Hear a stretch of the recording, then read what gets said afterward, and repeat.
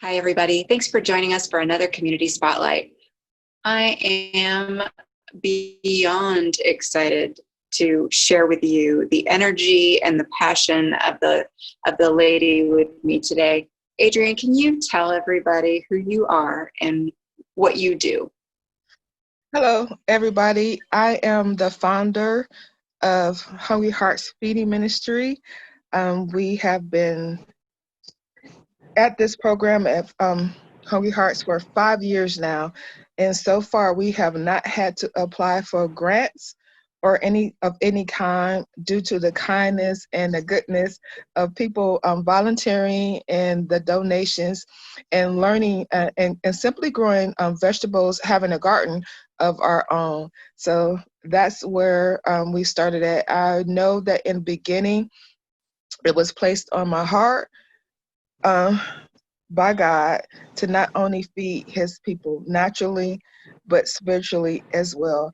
I can remember I was coming through Walmart parking lot and there was a young man and he was holding a sign saying, we'll work for money. So, human nature tends to carry you all over the place. What I zoomed in and focused on, he had these shoes on that were over $100. And immediately in my head, I was like, you need to get your priorities together. You got on these $100 pair of shoes. You're not finna get over on me. And I kept it moving. And God spoke to my heart and he said, you need to know the rest of the story. So I called God Dad. And he said, go back. And I was like, but I'm going to go and do this. I had plans on going to the mall, and, all this other craziness, madness that was going on. And I said, okay, if this is really you, Dad, they will be there when I get there. And I went back and the young man was still there. So I get out of the car and I'm thinking, boy, I'm so going to let him have it and tell him a few things about getting priorities together and all this other craziness, right? So I get out of my vehicle and I walk up and I'm just determined and I'm going to line this young man up and give him priorities and all this other kind of craziness. And he said, ma'am, if you do nothing for me, feed my family. He points to his vehicle and I look in his vehicle and there are his babies, his kids, and his wife, and everything literally that this young man owned was in this vehicle. And I kept looking at these shoes, right? And he said, you want to know where I got these shoes from? And I said, yes, I really want to know where you got these shoes from. He said they were given to me. And he said, again, I'm not asking anything for me, I'm just asking for my family. All I want is for my family to be fed. Now, mind you, he never once asked for money. And his salary said, we'll work for food. But in my mind and being judgmental, I had already made up my mind. You got on these shoes, that's over $100. You running a con. At that point, I looked up at this young man and I saw his face and I looked at him and I saw his clothes. His shirt was soiled. I mean, just you could tell that he had not been to a laundromat or had not been bathed, nor had his family been bathed. Because when I walked to this vehicle, I could literally smell the stench and my heart broke. And it taught me you cannot ever judge a book by its cover. You need to know the rest of the story because sometimes we get literature and we open up the first page and it may start off dull. And if we don't continue, we we don't know the rest of the story. And sometimes when we do continue, that book and that story becomes so exciting and we learn so much and we gather so much. On that day, I learned a very valuable lesson not to judge a book by its cover, to learn and get to know the rest of the story. And that was the beginning of Hungry Hearts, to know that there are so many that are in need. This young man had lost his job. He had a job, he worked. He had lost his job 2 months ago. And then one of his babies had got sick. So between the medical bills and losing his job, they became homeless. He was doing the best that he could, and his wife was doing the best that she could, but it was just not enough. And they were living out of their vehicle, trying to do the best that they could. So that was the beginning of Hungry Hearts. So what You know, what I love about that story, what I love about that story is not only did you learn an incredible lesson and that you shared with us, but it moved you to action, and you started Hungry Hearts Ministry, just trying to give back a hot meal, right? yes, just trying to give back a hot meal. Um, in the beginning, we were in a facility where we started out, we fed in increments of threes. And I began to wonder and began to doubt whether that was the calling that was placed on my heart. And I remember being at this facility, and the day before, I had prepared a meal because it was going to be a class taken up there at that facility. 7 different people at 7 different times came not only to ask for a meal, but they came and asked for prayer. And at that point, I knew this is what was placed on my heart, and this is what Hungry Hearts was called to do. Within the second week of Hungry Hearts generally getting started up, there were so many people and the volunteers that came there to help, and they said, "Mom, you might want to look outside." And I'm like, "Why?" People were literally lined up around the building, and I was like, "Ooh, I don't know how we're gonna feed all these people because we weren't feeding that many, and just the volunteers that were in that facility." But on that day, no one went hungry. Um, Everyone ate. I remember just standing out and speaking and talking to people, and there was a young man that I went to reach and give a hug to, and he literally stepped back, and I'm like, "Why are you stepping back?" And he said, "Ma'am, I smell. I Oh, literally stink." And I looked at him and I smiled and I said, "Guess what? I smell every day and I stink every day before my Father. My righteousness is of filthy rags. Here's the difference. Is because I can go to the throne boldly and intercede, not only on my behalf, but your behalf too. Give me a hug. I'm okay with you giving me a hug. I'm all right with that." So many of those that come for a meal call me mama. And I laugh and I giggle at some of them because I'm like, "You do realize you're older than me, right?" So um, right now, we don't have a facility to feed out of.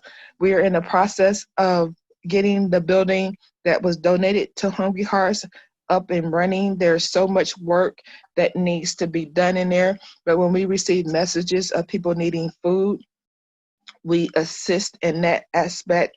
We have over 12 elderly that we take care of and make sure that they have groceries throughout the month, and disabled throughout the month to help supplement their income because their social security or their disability simply is not enough to get them through the rest of the month for groceries. So this is an honor, and I do not take it for granted. I am a jacked up individual.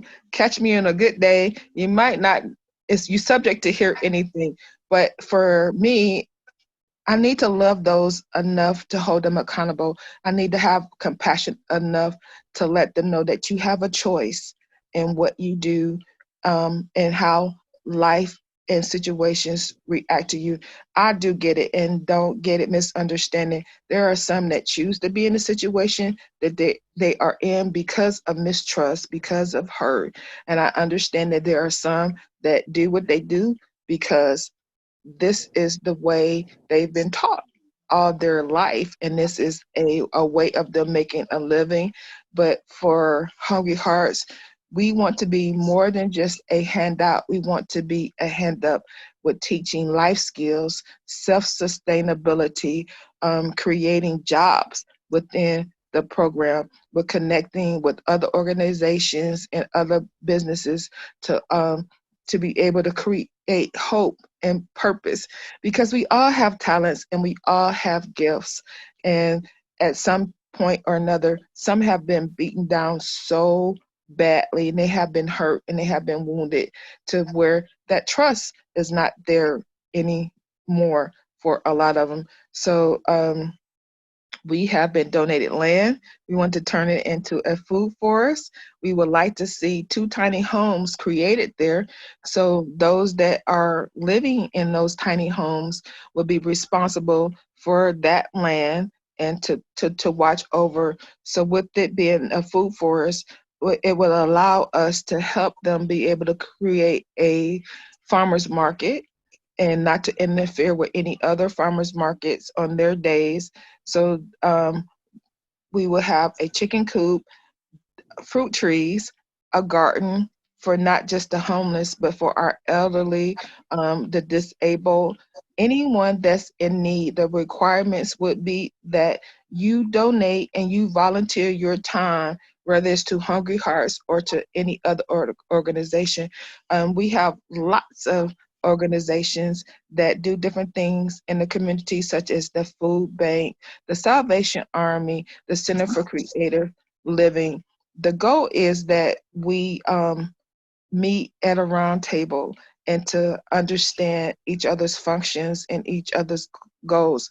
I mean, there are programs that are like Hearts That Care that can offer medical assistance. This should never be a I thing. This should be a we together. We can create and make a difference in the world, because where some maybe feel comfortable with coming to Hungry Hearts, there are others that won't feel comfortable to come into Hungry Hearts. We need to be able to direct individuals to other resources and to other organizations so they may get the help and assistance that they need. um, and I'm speaking for me and I'm speaking for Hungry Hearts. I would love to see that accountability aspect of it. These are your needs. We will help meet those needs, but these are the requirements from you. You often hear the saying of, if you give a man a fish for a day, they eat for a day. But if you teach them to fish for a lifetime, they can eat for a lifetime. That's the goal, and that's the my heart set and my mindset is to teach them how to be self-sustainable, to show them that accountability is very important. You know, that's the passion that has been placed on my heart and the goal that I would love to see met. So if we can connect with other organizations and other businesses and say, hey, will you allow them to volunteer at your business or your restaurant for 3 to 6 hours a month? Now you're giving them the opportunity to tune in to their gifts and their talents and be accountable, and you've created purpose that they may have lost, and that may not feel like they have purpose anymore, because we all have purpose. It's in us. So we need to be able to instill those things. And as far as the younger generation, um, as I'm getting older, and hopefully one day programs like Hungry Hearts and the rest of them, I hope that we will not any longer be needed. But what you notice with this pandemic, I have seen a increase of the needs of food, and meats are becoming sparingly and few and far in between, and the prices are increasing. So the goal is to be able to teach people how to grow their own vegetables. We don't always have to have meat. Vegetables are very sustainable. You can take 3 containers or 4 containers, however big your space is, whether you're in an apartment complex or whatever. There are many things that you can grow in your home or outside on a porch or patio or whatever, to be able to provide a nutritious and healthy meals. So we want to be able to reach out into the community and say, we have these vegetables. Well, we have non-perishable items. Can you produce a recipe for these particular items or these particular vegetables? And we are able to attach them to the groceries that we give out. We try to provide enough groceries for 30 days, depending on what we have in available and what's being donated, that those groceries can be produce with menus to help families of 6 or more or even less be able to get through the end of the month. So the goal and object is that those that come for a meal, um, put them in charge of what you are doing as far as the food pantry, the clothing pantry, um, inventory, and have them in charge of it. So we want to be able to put prices on canned goods and on meats and things like that, and give them what I call monopoly money and say, this is what you get to spend for this month. So if you come to us and say in 2 weeks and say, I need groceries or I need help with this, there's a problem. It lets us know that you have no life skills. You don't know how to plan meals. You don't know how to do a budget. And those things are very, very important because we tend to do what we are taught, and what we are shown, and we live by what we are taught and what we are shown.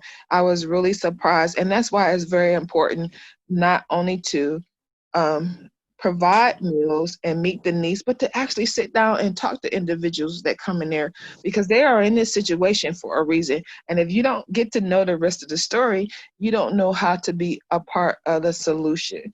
You may end up being continuously a part of the problem. So to make them, to have them being Good point. accountable is a good thing. Were you going to say something, Steve? I'm sorry. Adrienne, I think you just explained, I think you've explained to everyone why everyone calls you mama. Because you hold people accountable. You're there, you're a warm, happy face. You want to help, but you also see potential where other people maybe have overlooked it, and you hold them accountable to that potential. And I love that about you. I think that is just a beautiful, beautiful quality that you have, and it inspires me. And I'm sure quite a few people watching at home are also going to be inspired. Got a new building. What does Hungry Hearts Ministry need the most right now? What we need the most is donation towards the electrical work that is needed in that building.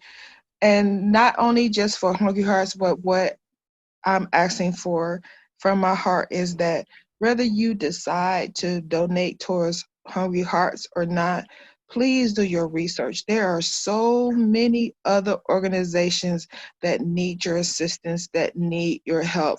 The most important thing for me and for Hungry Hearts is that we truly make a difference in society, in this world, that we mentor to the young ones that are coming up, that we set the example of what is needed on today or tomorrow, because tomorrow is not promised to any of us. So with that being said, whatever you can do, don't think any amount that you give or donate is too small. That is simply not true. Whether it's from a quarter to 50 cents, you would be surprised on what many organizations can do with what you have donated and what you have given, whether it's from a penny to a quarter to a dollar or whatever. It's all greatly appreciated and it's all greatly needed. Those that have gardens and you grow fresh vegetables, please, please donate to organizations that make sure that those that are in need they have what they need, such as the food bank, the Salvation Army, anybody that's in the area of meeting the needs of the community. And I just want to say from my heart, thank you for whatever you do in society, whatever you do to make a difference, to whatever you do to create a change and to meet the needs of the community. Because guess what?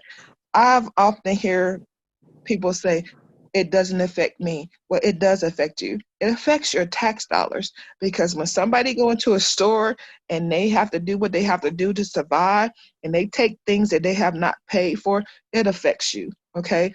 Each and every time those that are homeless or those that are struggling are trying to get what they need in order to survive, and it's taking from the stores, it affects you. It affects your tax dollars. So why not be productive in how your tax dollars are utilized throughout the community, throughout the United States? So please, whatever organization you give to, give so with a giving heart, with a loving heart, and know that it has purpose and that you are truly making a difference. And that is a great place to end. I think that you are just an amazing light, and thank you for reminding us that that with a little, you can grow big dreams, and just keep being amazing and awesome. So, for everybody at home, thank you for joining us for our community spotlight featuring Hungry Hearts Ministry in Lawton, Oklahoma. And can't wait to see you all at the ballpark. You have a great day, everyone. Bye. You too, sweetie. Bye.